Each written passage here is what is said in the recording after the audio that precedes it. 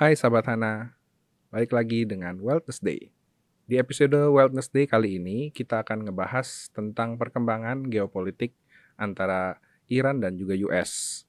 Ketegangan di Timur Tengah saat ini lagi hangat menjadi pembahasan di mana-mana dan kita akan mengupas tuntas dengan tentunya tidak sendirian. Kita kali ini ditemani oleh sahabat kita dari partner kita yaitu dari Ashmore. Perkenalkan dengan Monique selaku VP Sales and Distribution dari Ashmore. Hai Chris, apa kabar? Baik, apa kabar Mon? Baik. Gimana nih Mon? Kelihatannya geopolitik kali ini kita kayak ngulang beberapa waktu lalu ya, di mana sebelumnya ada ketegangan geopolitik antara Rusia dan juga beberapa negara di Eropa gitu ya. Dan saat ini kembali di Timur Tengah. Mungkin kita langsung masuk ke pokok pembahasan ya. Nah, menurut Monique sendiri nih selaku dari perwakilan dari Ashmore, melihatnya bagaimana Mon? Apakah efeknya yang paling pertama yang akan kita rasakan dari adanya ketegangan geopolitik ini? Thank you buat Hana Bank udah ngundang Ashmore di acara podcast hari ini. Thank you banget buat waktu dan kesempatannya. Mungkin benar yang Chris bilang, belakangan ini ketegangan US, Israel, Iran jadi headline news di mana-mana. Tapi mungkin kalau sebelum kita bahas dampaknya seperti apa, sebenarnya kalau bicara tentang hubungan geopolitik antara US dan Iran, kalau kita flashback di tahun 1970-an sampai 1980, sebenarnya US dan Iran tuh punya hubungan yang sangat baik sebelumnya di zaman pemerintahan Reza Pahlavi. Oke. Reza Pahlavi ini mungkin dikenal sebagai pemimpin yang lebih liberal. Lalu terjadi revolusi Iran di tahun 1980 sehingga adanya perpindahan kekuasaan dari Pahlavi ke Khomeini. Nah, di pemerintahan yang baru dari Khomeini sampai kemarin akhirnya diasasinasi di tahun 2026 ini, Khomeini ini typical leader yang mungkin lebih garis keras dan radikal, sehingga memang semasa beliau menjabat banyak sekali proksi-proksi anti US yang memang terjadi nggak cuma sama US tapi juga sama negara-negara di Middle East. Contohnya ada Houthi Yaman, Palestina, dan ini yang membuat kepentingannya menjadi tidak sejalan antara Amerika dengan Iran. Apalagi kita tahu Iran punya nuklir dan juga oil jadi kunci utama dari operasi militer US Israel Iran ini. Jadi akan seberapa lama ketegangan geopolitiknya akan sangat tergantung seberapa lama perang ini berlangsung. Base case skenario dari kami kurang lebih 2-6 minggu. Dan ini akan sangat bergantung seberapa lama Selat Hormuznya ditutup. Okay. Gitu sih Chris. Nah itu menarik, kita pembahasan tentang Selat Hormuz ya. Selat Hormuz itu kan memegang katanya 20% dari nilai perdagangan di dunia gitu ya, which is itu yang akan membuat harga minyak nanti bakal naik nih katanya gitu. Dan kita juga udah lihat kemarin harga minyak udah tembus di atas $100 per barel gitu kan. Sebenarnya kalau kita teliti lebih dalam, seberapa sih harga minyak ini akan mempengaruhi inflasi nantinya ke depannya? Di level berapa tuh sebenarnya baru akan terasa ke impact-nya negatifnya ke inflasi dunia gitu? Oke. Betul yang Chris sampaikan, Selat Hormuz sendiri ini mempengaruhi kurang lebih 20-25% total jalur perdagangan minyak di dunia. Jadi negara-negara kayak Kuwait, Iran, Irak, Saudi, UAE, semua ini lewat Hormuz untuk menyalurkan dagangan minyak mereka ke negara-negara lain. Yeah. Dan kalau kita lihat dari segi China sendiri pun 12% dari total import minyaknya itu datang dari Iran. 7% datang dari Venezuela yang dimana kita tahu Presiden Maduro di bulan Januari yang lalu sudah diciduk oleh pemerintah Amerika. Yeah. Jadi kalau kita lihat ketegangan geopolitiknya sebenarnya udah terjadi dari awal tahun. Jadi total 19% import minyaknya China udah jalurnya agak terganggu karena Irannya lagi perang sama US. Venezuela juga udah di take over sama Amerika sendiri, betul. Jadi kalau kita punya hitung-hitungan, kurang lebih setiap kali ada kenaikan 10% di harga minyak dan itu berlangsung dalam 1-2 bulan, itu akan impacting inflasi kurang lebih 0,2 percentage point. Jadi semakin lama perang ini berlangsung, otomatis ini yang membuat ekspektasi inflasi di US jadi naik ya Chris ya. Yes. Yang tadi ya di bawah 3%, kalau minyaknya tembus di atas 100 dan berlangsung dalam jangka waktu yang cukup lama, ya tidak menutup kemungkinan inflasi US itu bisa tembus 3% atau bahkan di atas itu di akhir tahun 2026. Itu yang menyebabkan kenapa kalau kita lihat beberapa waktu belakangan ini nih, terutama buat investor yang punya exposure ke pasar obligasi mengalami penurunan Yes. karena yieldnya naik cukup signifikan. Betul. Karena memang trajectory rate cut-nya jadi agak sedikit mundur, Chris, Oke. gitu. Nah, itu juga menarik mengenai China ya kan. China kita tahu tadi Monique bilang cukup terganggu nih gara-gara Selat Hormuz ini dan ambil dari Venezuela juga. Apakah itu akan nanti berdampak secara tidak langsung nih ke perang dagang antara US dan juga China kembali gitu nantinya ke depannya? Oke, kalau kita lihat memang sebenarnya 80% import dari Selat Hormuz ini yang mengimpor adalah negara-negara Asia Pasifik. Tidak terkecuali China, South Korea, India, Taiwan.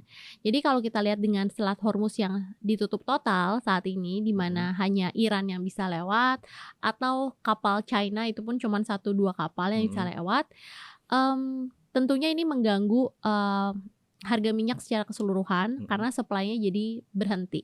Jadi kalau kita hitung-hitung, Selat Hormuz itu paling lama bisa ditutup kurang lebih 25 hari.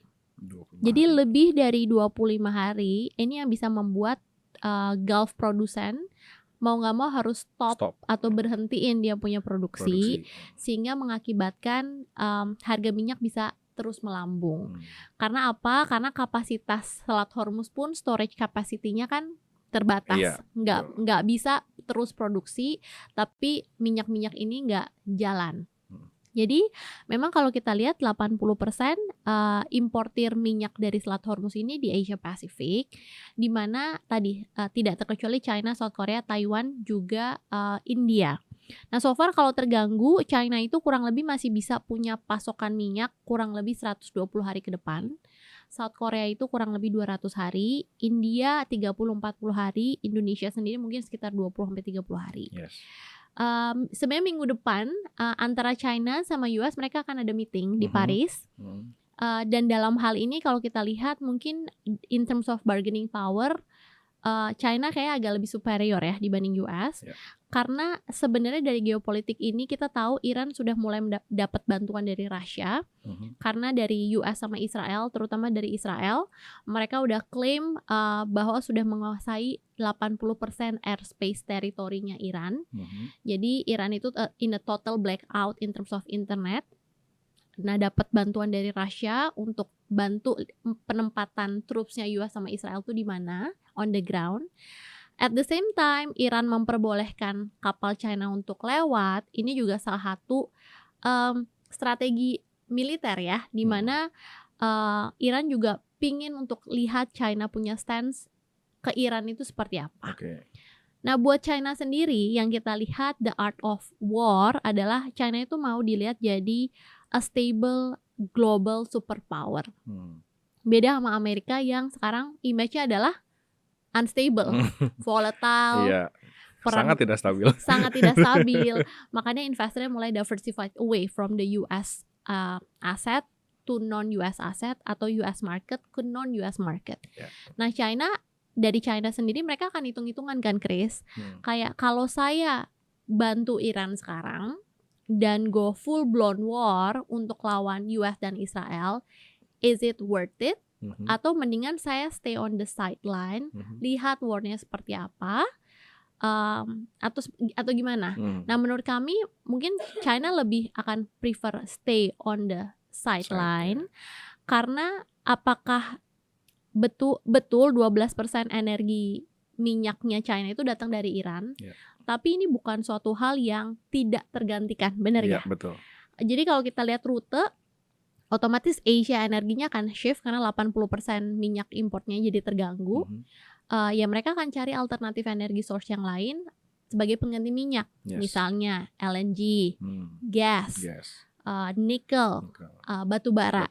Dan Betul. inilah di saat di mana Indonesia diuntungkan. Jadi kalau tadi Chris tanya apakah perang dagangnya bisa intensify? So far mungkin di 2025 kita udah banyak belajar dengan perang dagang yang ternyata nggak cuma sama Nggak habis-habis China. ya. Nggak habis-habis, semua negara dimusuhin. Betul. Dan dalam kondisi sekarang, in terms of bargaining power, rasanya China agak lebih unggul karena lebih stabil dan lebih netral dibandingkan US. Jadi pertemuan minggu depan antara US sama China di Paris akan sangat menarik sih untuk kita pantau gitu. Iya, betul. Menarik sekali. Dan kita tahu juga ya, tadi kan sempat Monik juga sebut bahwa US aset ya udah mulai agak ditinggalkan nih. Kan kita tahu salah satu safe haven di investasi itu adalah US Treasury ya kan, dimana US Treasury itu kalau kita lihat malah harganya cenderung turun ya kalau sejak ini ya, which is berarti bukan lagi safe haven kemungkinan gitu.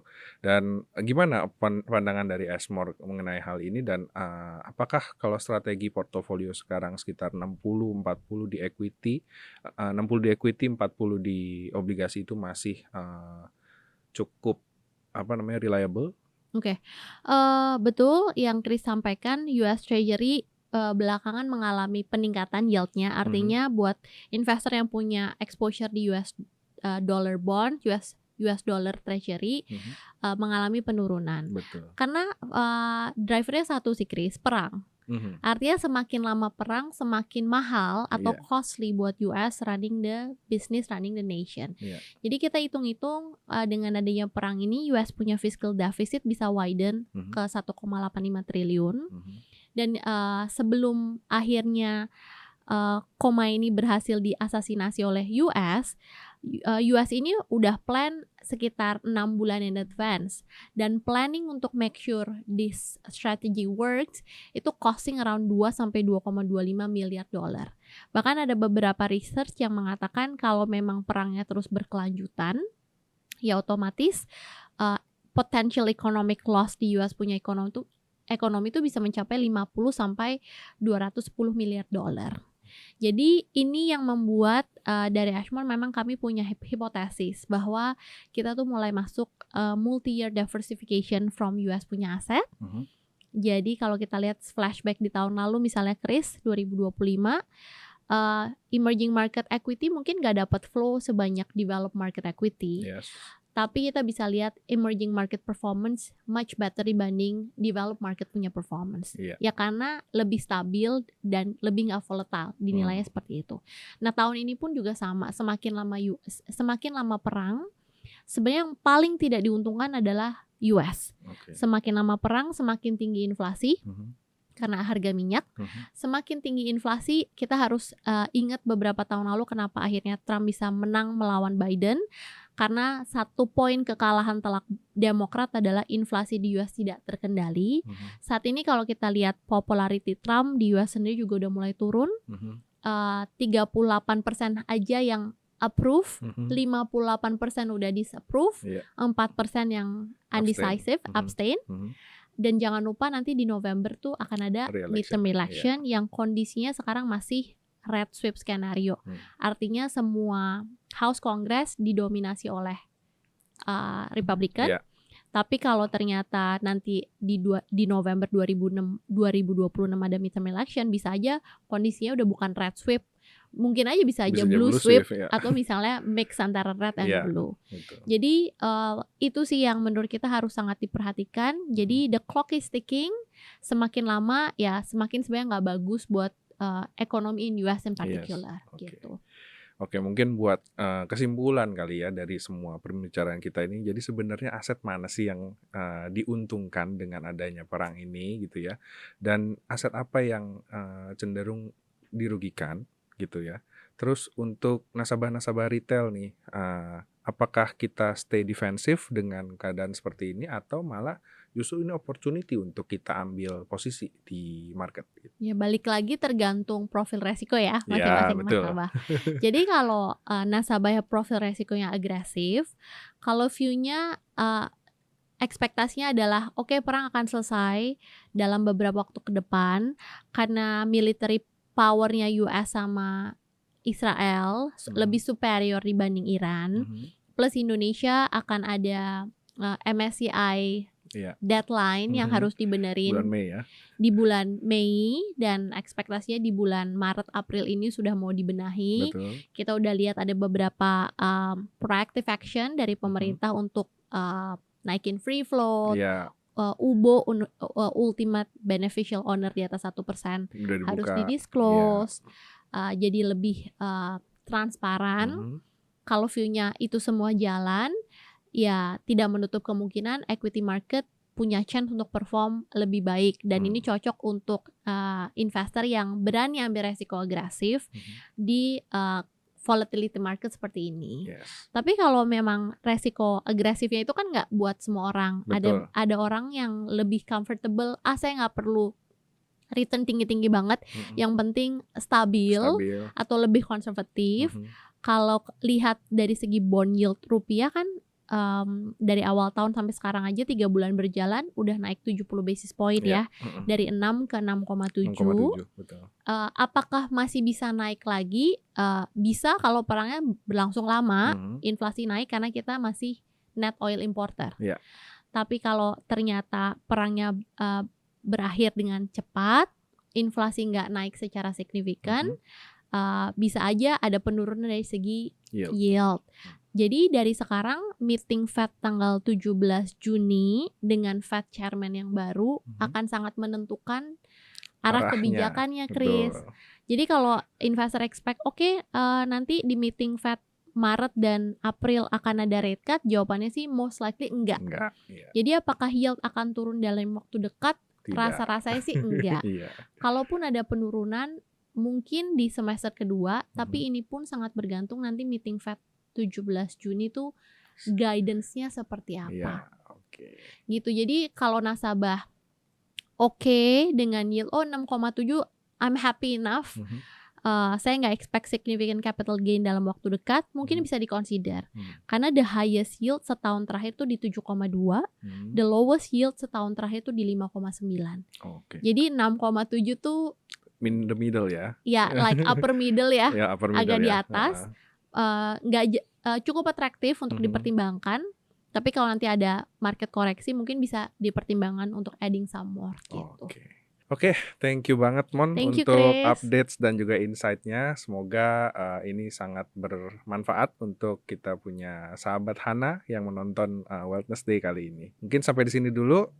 Thank you untuk supportnya. Sampai jumpa di Wellness Day berikutnya. Thank you.